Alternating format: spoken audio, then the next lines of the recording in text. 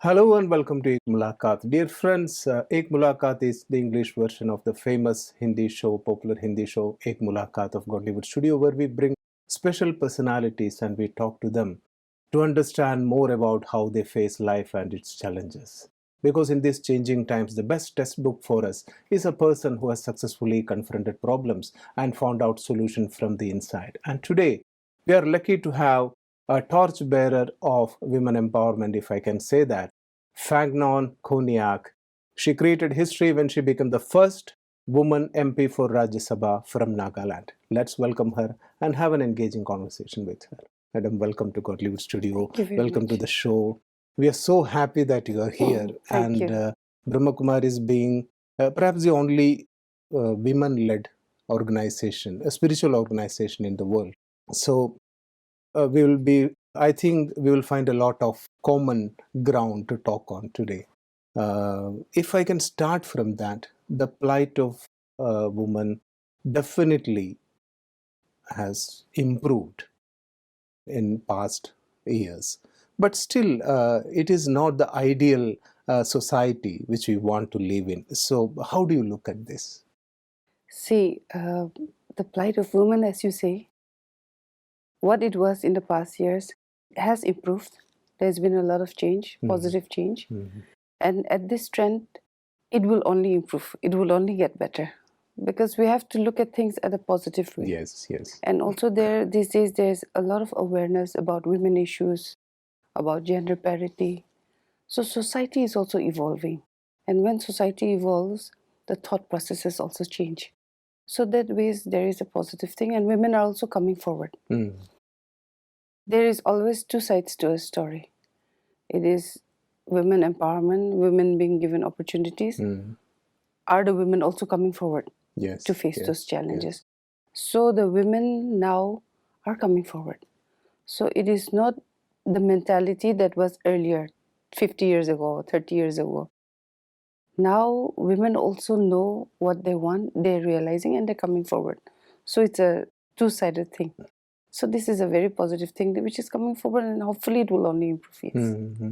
Maybe what you have touched upon is really right.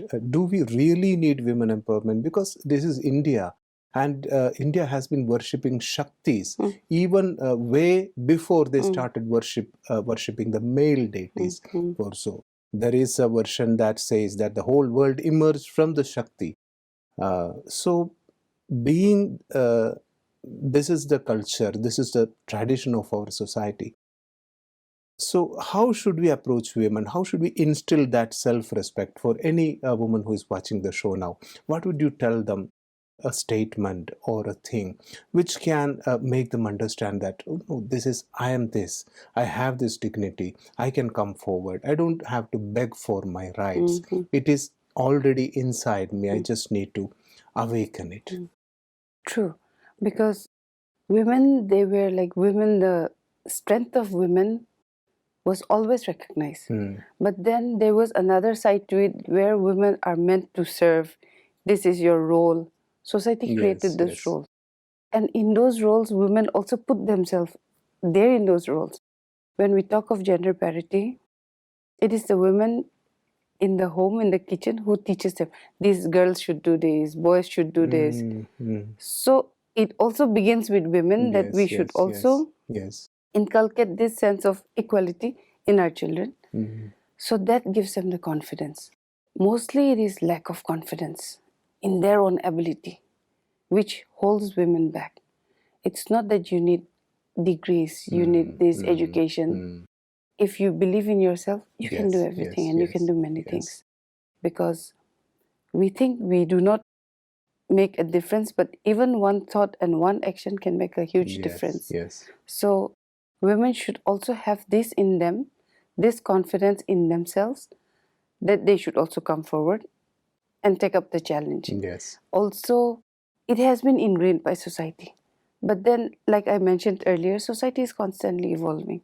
So we can also be torchbearers of the new thought process. And these are exciting times because people are more open to new ideas of equality.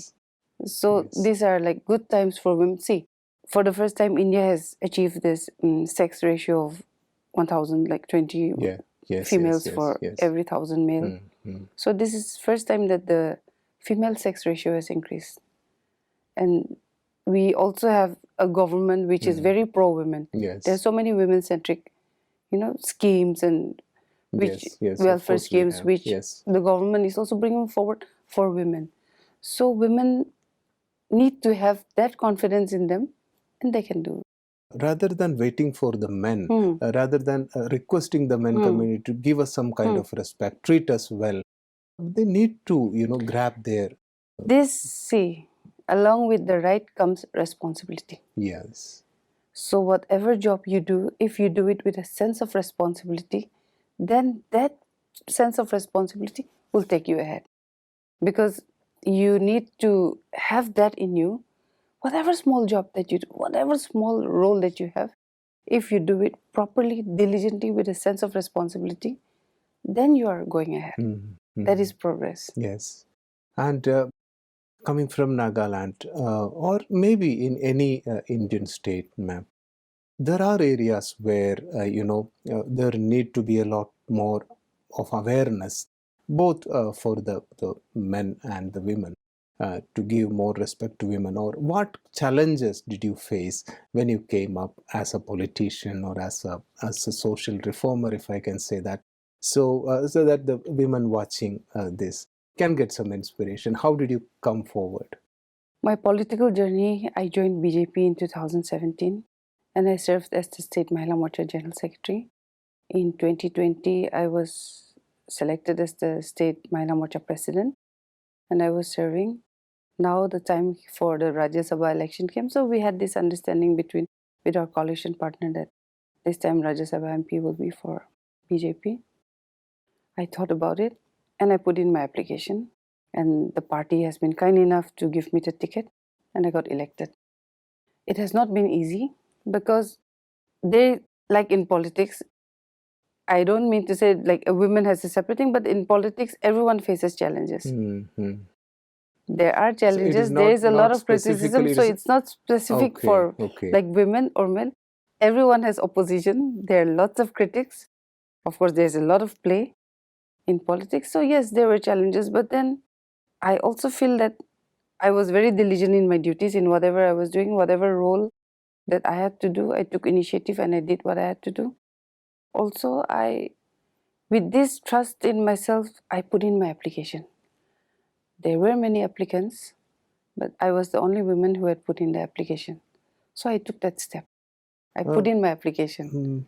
I would like to know from you, for the sake of maybe our women audience, what values should a woman have? What kind of powers, spiritual powers maybe, women need to have when, if they want to come forward in such a tough platform like politics maybe? Because I think it is an intense situation out there, because if you make a mistake, there are 1,000 people to pick that up and show Even that when to the you society. don't make mistakes, there are lakhs of people, not thousands. Yes. Yeah. Yes, they will create mistakes for you. They will interpret and So when there is, if suppose we are all a bit sensitive when it comes to criticism, you might have faced a lot of criticism. So how do you, because in society this is a big problem. All of us want a group, a community where nobody criticizes me, everyone finds and picks my good qualities, and it's, there is an exchange of positive ideas, but it's not always the case. So has there been any such incident, and how did you cope up with that? Religion, spirituality, these are personal things. I have this very deep sense of very strong faith. My faith is very strong. And there were many people, there were many critics. And the things they wrote about me, the comments they gave on social media, like by word of mouth, what I heard, all those were very mean things, most of them false. There were many critics. But I learned to rise above that because my faith is very strong. In my heart, I forgave them immediately. Reading about it, yes.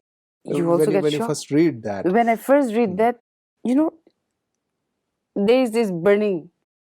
how, because this is mastery over your own self, our own self. Yes.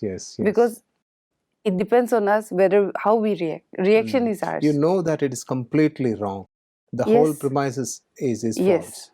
But still then you read it and you forgive them. Because I knew that there was a greater blessing ahead for me. I kept that faith. Yes. I prayed for them also, immediately. Then their negativity, their criticism did not affect me. This is happening for some greater good. Yes, because I knew that there is a blessing for me. And see, like I'm a Christian, so we believe in forgiveness and all. So when, example, God forgives us, why can't we are mere mortals? Why can't we forgive?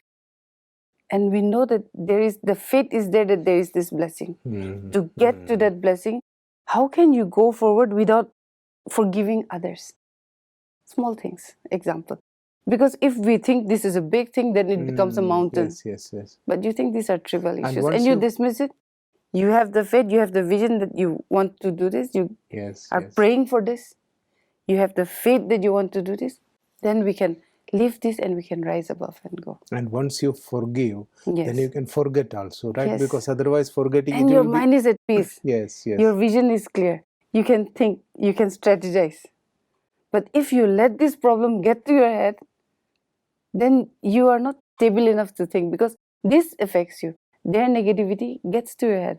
We should not allow that. We should not allow anyone's negativity to get to us. And for that, we need to have very strong faith. So this is what you are arriving at, is the very basic premises for spirituality. This is where spirituality starts, because it starts with self-management. You cannot change the world. Yes. You But need you to can manage master yourself. Yes.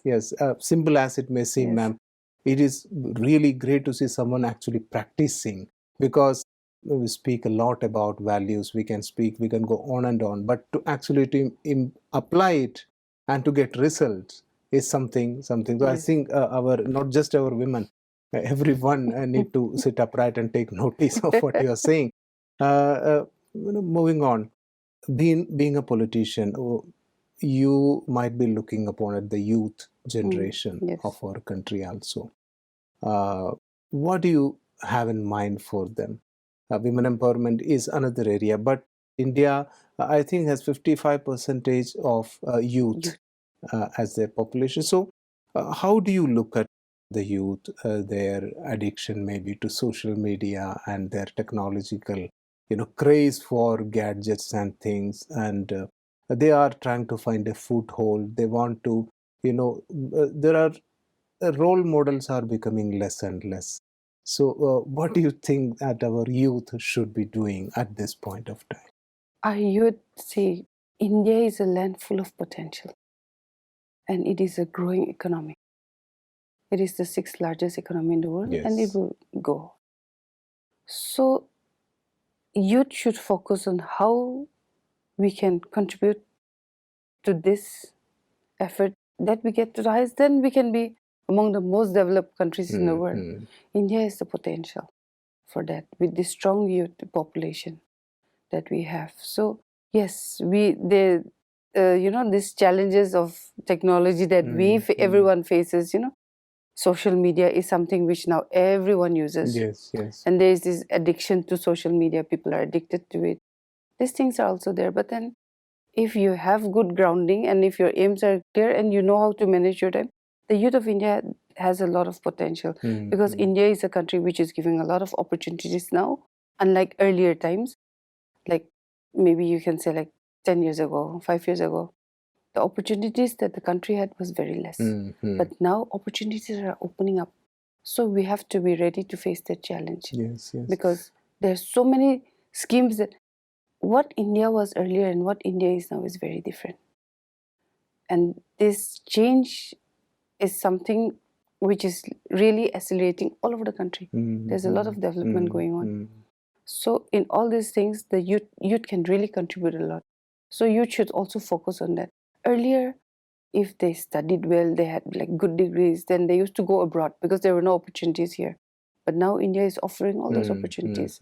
So the youth should also come forward, be a nation builder. because they have the opportunity. Yes, For yes. example, India is a country which gives opportunities to everyone.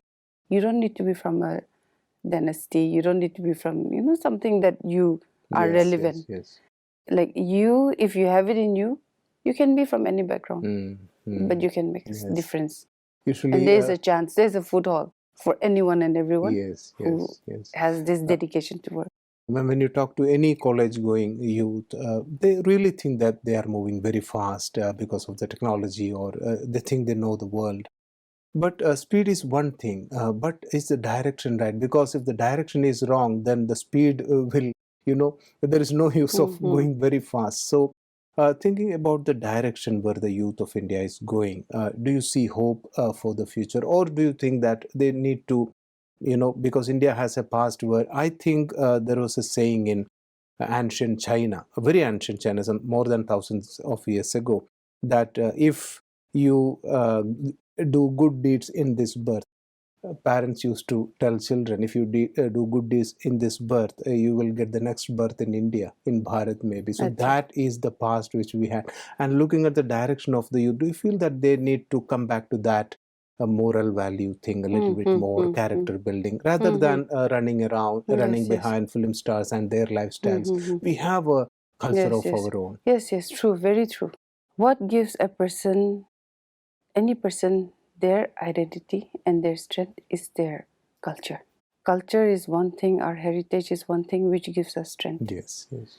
And everyone, if we are connected to our culture, then we have our roots there, then nothing can move and shake us. Yes, we may go here, there, but then one has to be rooted. And this cultural value and system needs to be inculcated in the children. For example, I come from Nagaland, so my Naga culture and my heritage is something which I'm very proud of. Yes, yes. And I'm very connected to it. And this is my source of strength. And maybe, madam, maybe you can do something definitely to change. People, students are not being taught about their strong culture and their strong civilization. Maybe in the school days, if we can do something to, to put something in their mind which is really, which makes them proud, and which makes them look upon themselves as someone special, definitely there will be a change. Maybe in the schooling Definitely. system, if we can do Definitely. something. We have this thing that we put all the onus on bringing up a good human being on the school and teachers. But that is 50% maybe. 50% begins at home, Yes, in the yes, kitchen, yes. in your own place. So that should be there. My culture is not there in my textbooks that I studied, but I learned it from home, From your parents. from my parents. Yes. So parents also need to take that responsibility to teach their children and not always expect the schooling system Yes, and the yes, teachers yes. to teach their children, because the environment that the child grows up influences everything. Definitely, yes. The first Even school the first school is the is the home. family. The Yes, family is yes. home. So even his interaction in school is influenced by his environment and his upbringing. So family, the society also needs to take a check on this. So it is the responsibility of the family and the society to see that culture, their values are inculcated in a child. The school can teach them about the various subjects and about discipline, but when it comes to culture and values, onus lies on the society. For Yes. example, there may be orphans, but society should take it upon themselves that they guide and teach. You cannot always just preach and not do anything. So there, like, not all families are same with a mother and a father and children. There are some families which are single parents. There are some children without parents. Primary caregivers may be someone else. Yes, There are yes. some children who are there on the streets. So it depends on the society also. Society also, we have to take it upon ourselves to teach these values. That is an amazing way of putting things, ma'am. Because whoever is taking care of any kids, you said, because it's not just parents, sometimes it is caretakers, Yes. sometimes it is someone else, but anyone who is handling children, if they can take that responsibility, maybe being a bit more serious about their own way of dealing with the world, because children learn by observation, and if they can correct themselves when they are wrong, maybe children will learn the right ways.